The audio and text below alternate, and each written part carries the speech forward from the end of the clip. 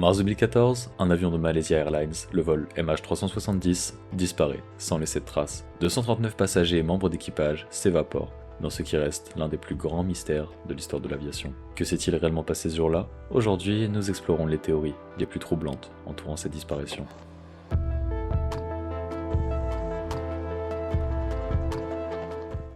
Le vol MH370 décolle de Kuala Lumpur à minuit 41, à destination de Pékin.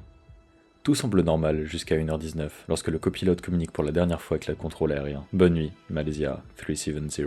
2 minutes plus tard, les transpondeurs de l'avion s'éteignent mystérieusement, rendant l'appareil invisible pour les radars civils.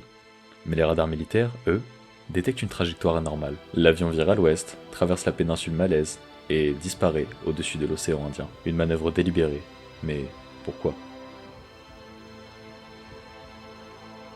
Depuis cette nuit fatidique, plusieurs théories ont émergé pour expliquer la disparition.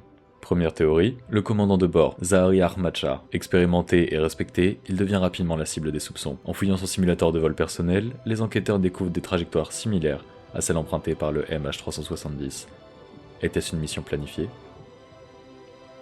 Deuxième théorie, une dépressurisation rapide aurait plongé l'équipage et les passagers dans l'inconscience, laissant l'avion voler en pilote automatique jusqu'à sa chute.